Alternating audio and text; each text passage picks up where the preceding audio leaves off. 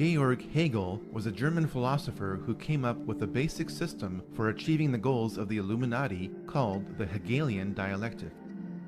This system is based on 3 steps. In step 1, a rogue government will create the problem that harms or even kills its own citizens. This deception is known as a false flag attack. In step 2, a rogue government will control the reaction to the problem which it created by typically blaming it on an enemy or some aspect of its own society over which it seeks more control. This is why the term false flag attack is so named. In step 3, a rogue government will offer the solution to the problem which it created. This solution is typically a war or a system of regulations. The solution would usually not be accepted by the public had the rogue government not created the crisis and controlled the reaction to it in the first place. A government which seeks increasing control can keep pushing society to accept its agenda by following a series of problems, reactions, and solutions which it planned all along.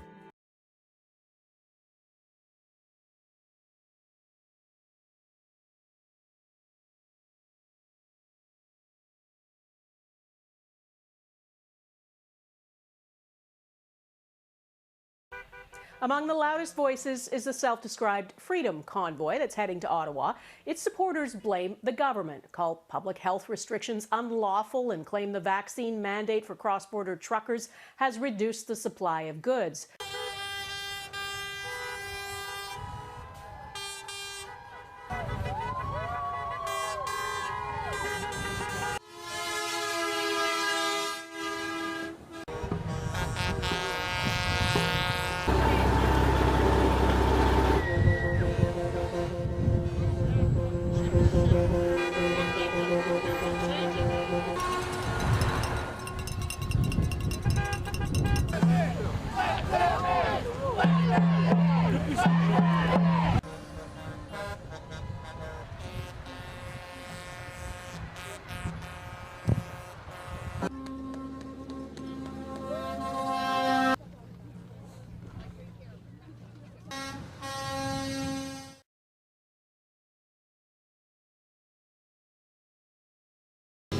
Just curious about the logistics. So you guys gonna stay here obviously all night? Like you're gonna sleep in the truck and you got food and all that? Yeah. And like how long do you plan on staying here for? As long as it takes. Yeah, as long as it takes. Where are you from? Wingham, Ontario. Where? Wingham, Ontario. Wingham, Ontario? Yeah. And how has the pandemic affected your jobs and I lost my job at the hospital because I didn't want to get vaccinated. oh really? I'm sorry to hear that. I own my own business, which has had to be shut down so much. And it hasn't been easy for the truck drivers. Not 2020 was an awful year for them. Right. I've lost 90% of my work too as well because I had to cross the border. Oh, okay. So what is it that you're hauling? What is it? Livestock.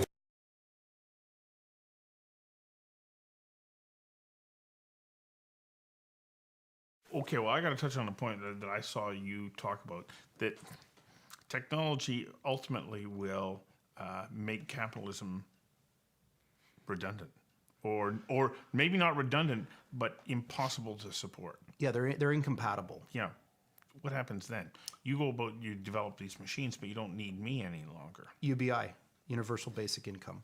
And the way that to implement it is very clear. So the concept is that okay. So the way that things work now in the simplified economic model is you have companies who pay people to do things, and then those companies create wealth, a part of which goes to the government as tax. And then the people who've generated the wealth, part of their paycheck goes to the government also. The government gets taxed from both sides. So as technology grows in its capabilities, what happens is companies replace the labor of people with machines. So they stop paying humans. They pay machines instead, a lot less. Mm-hmm. And the profit grows, but that profit doesn't flow back to the people. Instead, it collects inside the company. So there's a very simple solution to this.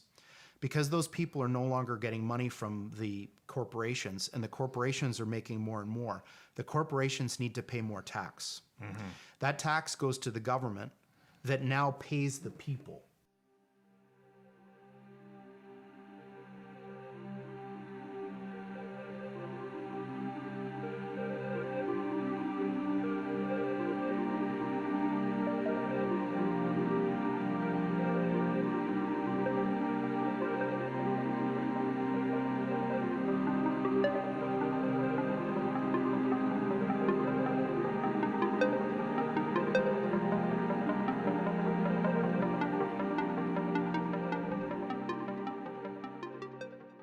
So it reverses the arrow. Instead of you paying tax to the government, in the future, what's going to happen is the government is going to pay you. And the reason for this is very simple. It's that unless that happens, the people who are the government serves are going to have no capital. And they're going to, in one ultimately limit, riot against starve. Or rebel against it. So you're going to have this very terrible situation where wealth collects inside companies, and there are only a few people who own all of that wealth. Like there's 3 people who own half the United States. That's where technology and capitalism in its current model ends. So what we have to do is replace that with a very simple system, and it's not difficult, and it makes total sense, that companies have to pay what you could think of as an automation tax. The more of a corporation that's automated, the more money they pay to the government in tax, and then the government redistributes that money to everybody in the form of universal basic income. So this idea is really simple. It will work, and it will be the way that we Will go it be forward. a better world than the one that we're Absolutely. currently in right now? Because there's Absolutely. an awful lot of acrimony. Yeah. So the bottoming out of the middle class and people who want to work, but the opportunity is not there, and even redefining what a job is.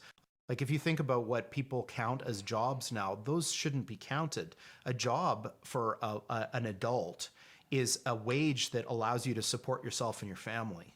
It's not working for $15 an hour. That's not a job. That's what you do when you're a teenager. A job is something where you make enough money so that you can have the sorts of things that you expect you'd have in a first world country. Now, So I think that will it be better? Yes, and the reason is that you break the unhealthy link between labor and being able to live. So right now, everybody has in the back of their head this fear that if I don't exchange the sweat of my brow for money, I can't feed myself and my family. I'm going to lose my house. And that is a terrible situation for a technologically advanced civilization that doesn't need that to be the case to be in. We can automate out today most people's jobs. And the reason why I think that's a good thing is that we can pay for all of that, again, by taxing corporations, this kind of automation tax, and then redistributing that money back to the citizenry. It doesn't mean that if I own a big profitable company, I'm not going to be incredibly wealthy.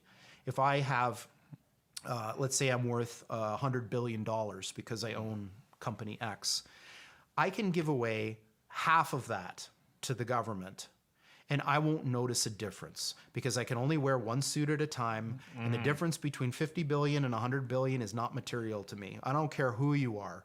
That's not a difference. That you will not notice a difference no matter what you're doing. There's no project that you can imagine where you'd need to invest $100 billion in it. So you envision a world where artificial intelligence and technology is going to rewrite the social order. Absolutely, and for the better. It will be all of the drudgery of life is going to be done by machines that are better at those things than we are, and it'll be almost like, okay, right now, you don't think about the let's say when you turn on the tap, water comes out and you know it's kind of free. You don't really think about that. What if everything was like that? Okay, I can't help but go to a place where I start to think, okay, what is the meaning of life? Does my life have value? And from me, I am contributing to something by my very existence, and therefore I affect change. If I'm not engaged in the world of work, what then do I do to have that same kind of impact and hopefully derive meaning for my time here on Earth? So that is an excellent question. I think, okay, so I'm lucky enough that I don't have to work anymore. I've been very fortunate financially, I suppose, in the things that I've done, but I do anyway. Right. Because, and I would claim actually that a lot of what I do could be better done by machines now, but I would do it anyway. And I think that this idea that you wouldn't do something that you love to do because there's somebody or something that's better at it than you is a really, it's a wrong idea. So for example, I might like to play basketball and I might do it, a couple times a week because I enjoy it. But I don't stop playing basketball because Michael Jordan could demolish me in one-on-one. I mean, I know that. I'm never going to be as good as LeBron James ever, I know. But that doesn't mean I don't enjoy what I do, and I can't participate in this for my own self-satisfaction and also a social thing with others. Yeah. So work doesn't have to be an endless grind. Like, there are different kinds of work. You can enjoy what you do, and you would do it even if you didn't have to. A lot of content creators, I think, are like that. So I've been listening to a lot of writers talk about their craft, and this thing that comes up over and over again is that most of them have jobs that aren't writing, so they have to stuff the writing in the morning or sometime, and they report doing it because they feel like they have to. They don't have a choice. So a lot of people have these things, like something that you'd really want to do if you could, or spend more time on it, and the fact that you have to work a job doesn't change any of that. And I think what will happen in this post-scarcity economy that I'm describing is that, yes, there are going to be a lot of people who just sit on the couch playing video games. And I don't have any problem with that. Why not? Because, that might be the thing that you really like to do. And it might actually be something that gives you joy and satisfaction. And then there are going to be people who are not satisfied with that, and they're going to want to do other things, and they'll do those too, but they don't have to. They're doing it because they want to. So there's a huge difference. And this world that I'm describing, I think, is coming. It's coming in the not too distant future because it has to. Because if you don't do this, there's going to be widespread social problems. When you say the not too distant future, are you talking quarter century or less? Less. I'd say that unless we start doing something about this. So on the time scale of, say, the introduction of the driverless car. Yep. So who knows when that's going to be, but it's probably within, 10 years they'll be deployed and scale. Very soon, semi-trucks could be driving themselves on the freeways. That's something you're excited about? Take a look at this. Autonomous trucking startup Too Simple has completed its very first self-driving truck run on open public roads without a human in the vehicle. Yeah, the company's autonomous driving system navigated an 80-mile trip in Arizona, and although the trip was successful, they do say that it could be a couple of years before self-driving trucks are commercially available. So that is not too far away, and that will displace a lot of workers. The company I worked at prior to Sanctuary builds products that are robots for warehouses. If you're a warehouse worker, you're not going to be doing that job in 10 years. I'm almost certain. And there are a lot more people who work in warehouses than drive for a living. So this is coming immediately, and I used to be concerned that governments wouldn't be able to react fast enough to this because they wouldn't be able to get their ducks in a row, and people would be looking at the wrong kinds of problems, like walls, for example, where the things that really mattered were not being paid attention to. But I actually don't believe that now. I think that at least in the United States on the Democrat side, this understanding of the dangers of the automated economy virtually every person on that side understands that this is an issue. And I think it's going to actually be an important issue in the upcoming election in the United States. So these things are starting to raise their head above simple like academics talking at conferences. Now we're talking about something that really is going to have to happen, or else there's going to be problems. It's an interesting world that we're moving into. It is. And we designed it.